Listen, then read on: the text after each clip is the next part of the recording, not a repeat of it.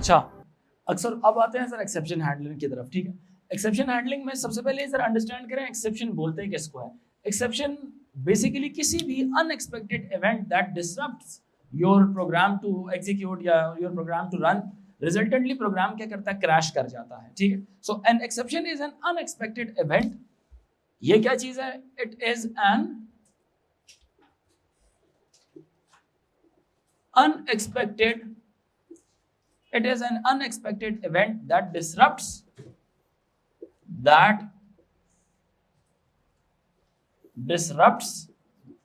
during that disrupts the execution of the program,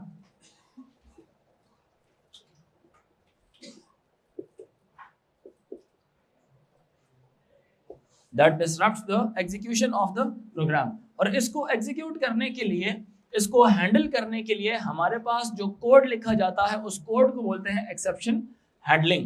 exception handling is the process of responding to that exception. Exception causes run time error, it causes exception, it causes runtime error and results in the crash of program। इससे क्या होता है, programme क्या करता है, crash कर जाता है। प्रोग्राम क्या करता है, इससे क्रैश कर सकता है। फॉर एग्जाम्पल किस किस किस्म की एक्सेप्शंस हो सकते हैं, फॉर एग्जाम्पल जैसे डिवीजन बाय 0 हो गई, डिवीजन बाय 0 हो गई, या इनवैलिड अरे इंडेक्स हो गया, या trying to open a file, open a non existing file, trying to open a non-existing file,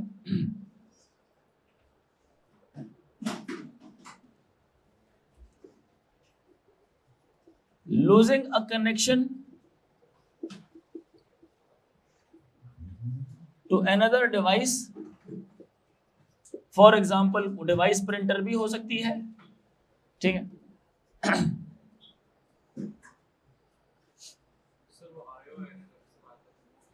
इसी में आता सारा, बताता हूं मैं।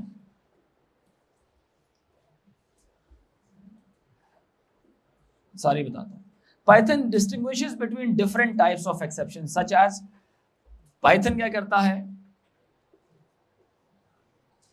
आईओ एरर कॉज करता है। आईओ एरर किस चीज के लिए होता है, when a file can not be opened,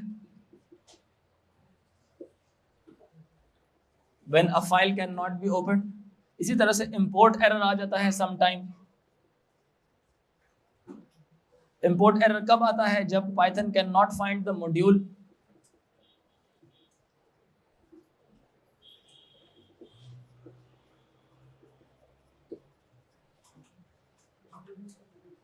ये 5 से ऑनवर्ड सारे मैं Python के लिख रहा हूं, ठीक है, जो Python डिस्टिंग्विश करता है between different type of exceptions. Value error आता है, वैल्यू एरर आता है एक। वैल्यू एरर के बाद कीबोर्ड इंटरप्ट आती है,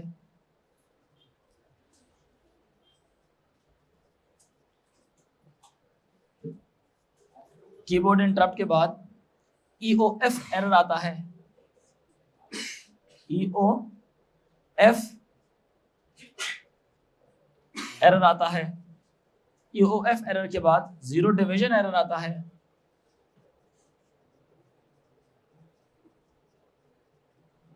ये क्या करता है, ये वो वाले हैं जो Python distinguishes between this type of exceptions by itself, ठीक है। ये जो वैल्यू एरर है, an argument has an inappropriate value, when an argument has an inappropriate value, keyboard interrupt किस चीज के लिए? The user presses control plus C या कोई कंट्रोल प्लस डेल वाला बटन दबा दे, ठीक है। व्हेन यूजर प्रेसेस की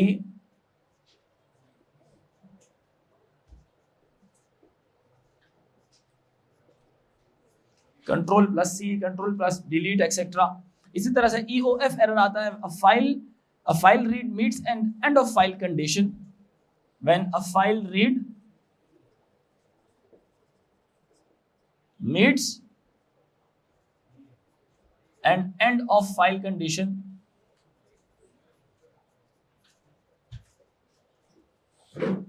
इसमें कोई एंड ऑफ फाइल की कंडीशन में कोई मसला हो तो उसके अंदर फिर EOF एक्सेप्शन आती है। Division bye a zero, when a division by a zero is attempted, ये जितनी है ना यहां से लेकर ये सारी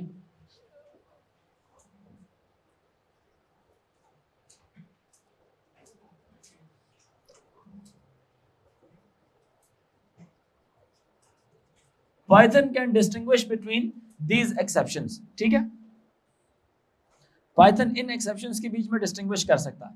अब अच्छा, इसका जो जनरल सूडो कोड वर्जन है उसको मैं जरा VB में कन्वर्ट करता हूं। जो सूडो कोड वर्जन है एक्सेप्शन लिखने का, वो क्या होता है? जब भी एक्सेप्शन लिखेंगे सबसे पहले किया जाता है ट्राई। ट्राई में यहां पे लिखी जाती हैं स्टेटमेंट्स ए, मिसाल के तौर पे, समझ आ रही है? यहां पे लिखा जाता है एक्सेप्ट, ठीक है, एक्सेप्ट। यहां पे लिखी जाती है स्टेटमेंट्स बी और नीचे इसके बाद लिखा जाएगा एंड ट्राई। ये सूडो का वर्जन। अब सारी जो कैलकुलेशन है यहां पे क्या चलता है? एक्चुअल कोड होता है इसके अंदर, ठीक है।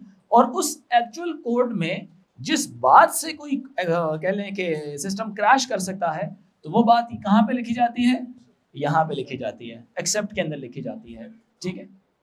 हाँ लिखते हैं साथ इसमें, ठीक है। Is caught any runtime error that occurs during the execution of statement A is caught and handled by exception statement B, ठीक है। exception statement B के अंदर उसको हैंडल किया जाता है। there can be more than one except blocks each handling a different type of exceptions। एक ही paper के अंदर, एक ही कोड के अंदर मल्टीपल एक्सेप्शंस आप डाल सकते हैं, ठीक है। मल्टीपल एक्सेप्शंस आप डाल सकते हैं एक ही कोड के अंदर। बात समझ आ रही? अब मैं VB के कोड की तरफ आता हूं कि VB इसको किस तरह से हैंडल करता है, ठीक है। विजुअल बेसिक की तरफ आते हैं। इससे पता क्या होता है? लिख लें अपने पास, error handling is one of the most important aspect of writing robust programs. क्यों हम एक्सेप्शन हैंडलिंग करते हैं? Just to make our program more robust, इसको क्रैश होने से बचाने के लिए, ठीक है। और जितने जो कह लें ट्रू डेवलपर्स हैं वो एक्सेप्शंस बहुत ज़्यादा हैंडल कर रहे होते हैं, हर तरह के एक्सेप्शन को हैंडल करते हैं ताकि रन टाइम आपका प्रोग्राम क्रैश ना करें। लिखें exceptions, error handling is one of the most important aspect, error handling is one of the most important aspect of writing robust programs. Error handling is one of the most important aspect of writing robust programs.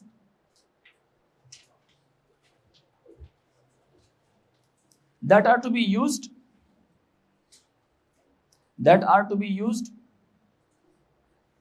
every day। जैसे नहीं आप apps वगैरह इस्तेमाल करते हैं ना everyday usage में, उसको रोबस्ट बनाने के लिए एक्सेप्शंस को हैंडल करना बड़ा जरूरी है, अदरवाइज प्रोग्राम्स का क्रैश होने का चांसेस बहुत ही ज्यादा होते हैं, ठीक है। As users frequently make errors without realizing, as users make sorry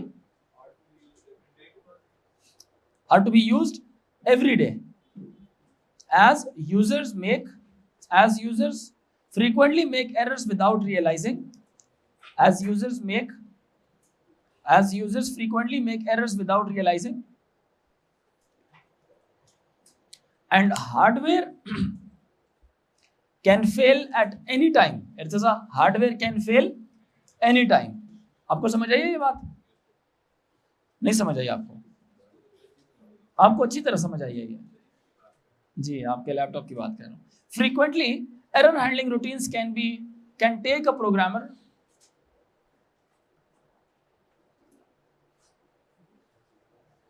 बस इसको ना लिखें, बस ये लिख लें. Exceptions can be caused by a programming error. Programming का मसला हो उसमें भी आ सकता है. Exceptions are caused by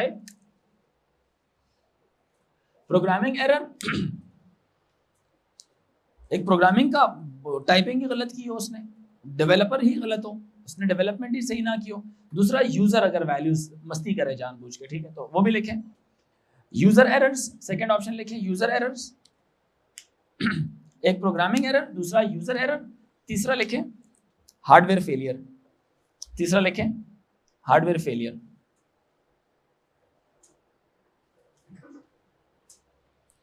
तो एक्सेप्शन हैंडलिंग किसको बोलेंगे? ये वो वाला प्रोसेस होगा जिसमें उन तमाम एक्सेप्शंस को कैसे इनकाउंटर किया जाएगा. वो एक्सेप्शंस जो प्रोग्राम को अनएक्सपेक्टेडली क्रैश करवा रही थी, और उसको क्रैश होने से बचाने के लिए जो प्रोसेस, जो कोड लिखेंगे, उसको एक्सेप्शन हैंडलिंग बोलेंगे. तो लिखें, exception handling is the process of responding to N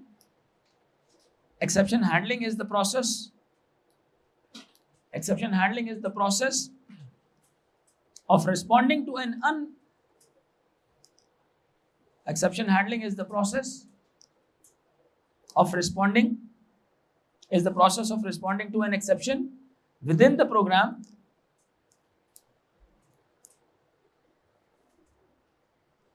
so that the program does not halt unexpectedly.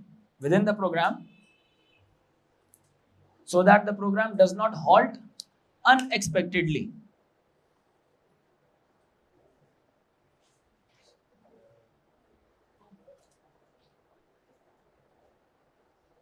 Halt unexpectedly.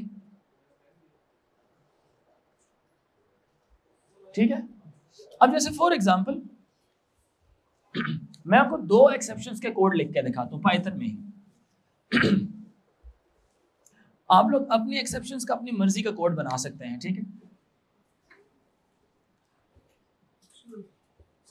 For example Python का कोड लिखता हूं मैं. नंबर स्ट्रिंग, एक वेरिएबल है नंबर स्ट्रिंग,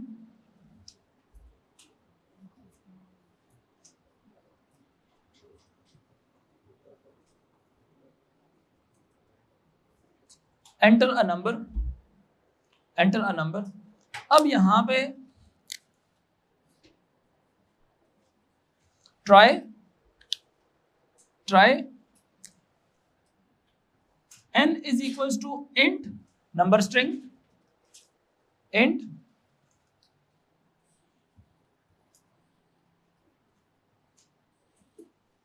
number string, और यहां पे क्या कर दिया जाएगा, इसको प्रिंट कर दिया जाएगा.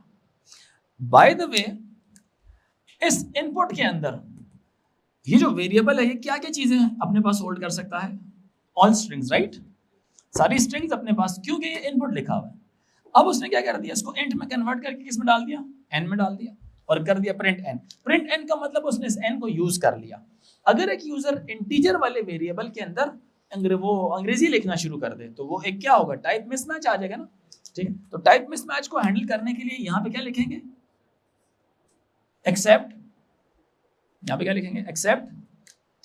जो भी आपने करना है उसके साथ आप यहां पे बेशक प्रिंट करवा लें, प्रिंट टाइप मिसमैच एरर लिख दें. This was not an integer, you लिख दें this was not an integer लिख दें. ठीक है, और खत्म. हाँ, वो तो आप लूप लगा के बार बार आप उससे ले सकते हैं. ये तो आपके ऊपर अपनी चॉइस है ना, कि आप उसको आगे ना जाने दें तब तक जब तक वो ठीक नहीं एंटर कर देता. क्या ख्याल है?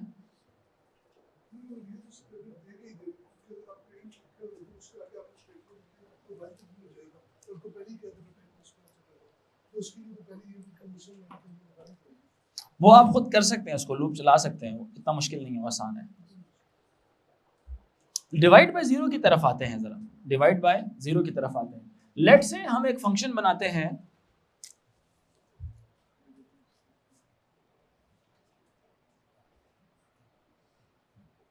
डिवीजन बाय जीरो, डिवीजन बल्कि डिवीजन बाय जीरो नहीं, डिवीजन ही सही है, division by zero, division first number और सेकंड नंबर, फर्स्ट नंबर और सेकंड नंबर। यहां पे हम क्या लिख देते हैं, ट्राई, अच्छा ट्राई इंडेंटेशन के साथ आएगा,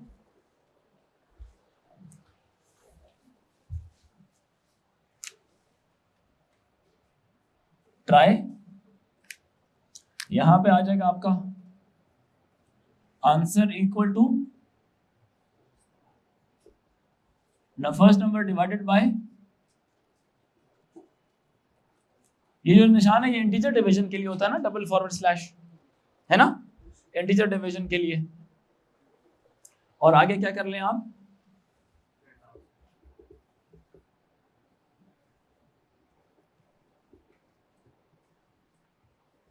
answer is equal to the variable name, ये कर लें। और एक्सेप्ट में क्या डाल लें, यहां से एकदम जंप करेगा जब सेकंड नंबर क्या आ जाएगा, जीरो आ जाएगा, जब सेकंड नंबर क्या आएगा, जीरो आएगा। यानी कि जैसे ही सिस्टम क्रैश करेगा साथ ही ये इधर एंट्री मारेगा और यहां पे जो भी आपने उससे प्रिंट करवाना है डिवीजन बाय जीरो। कैलकुलेटर आपको ये किस तरह से दिखाता है, मैथ एरर करके दिखाता है, ठीक है, डिवीजन बाय जीरो, ठीक है। और आप इसको रन करेंगे किस तरह से, अब मेन प्रोग्राम में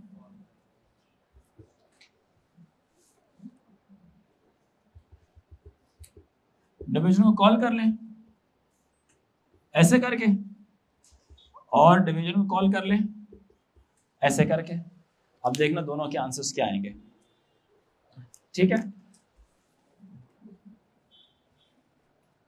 ये इंडेंटेशन फॉलो, इसका आंसर क्या आ जाएगा, आंसर इज क्या आएगा 4, इसका क्या आ जाएगा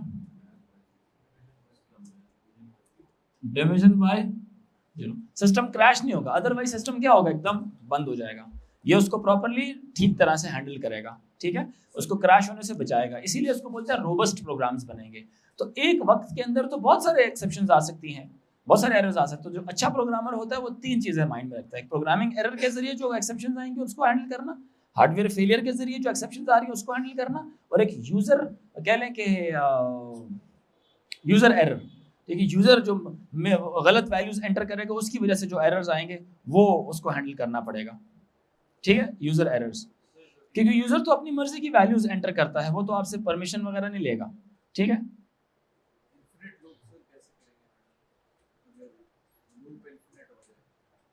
नहीं, वो इन्फिनिट लूप तो आप चल ही रहा है ना, वो तो आपका जितनी भी, हाँ जितनी एक्सेप्शंस हैं आप उसको भी देख सकते हैं, लेकिन एक्सेप्ट इनफाइनाइट लूप तो इनफैक्ट हो सकता है 1000 का लूप चलाना चाह रहे हो तो चेक करता रहेगा ना, हो सकता है आप 10,000 का लूप चलाना चाह रहे हो तो चेक करता है, हो सकता है आप 10 लाख का लूप चलाना चाह रहे हो चेक करता रहेगा।